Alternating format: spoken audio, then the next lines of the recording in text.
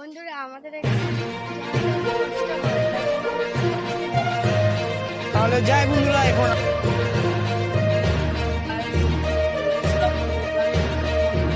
দেখাবো আমাদের নদী বন্যা আসলে কেমন করে মানুষ কাম করতে পারে না কিংবা নদী হয় না এই নদীতে আমরা খাই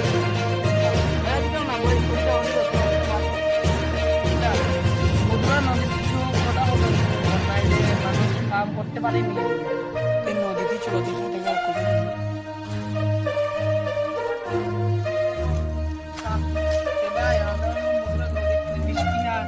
তাহলে নদীর জল যদি কম থাকে শুকনো থাকে জল থাকে বৃষ্টি দিছে নদীর জল বেড়া হয়েছে আর মানুষ যে আমরা নদীর দ্বারা আছে মানুষের খায় কিনা নদীর থেকে চিপ করে খায় ওই যে ওটা যে মানুষ করবে না যে ওটা দিয়া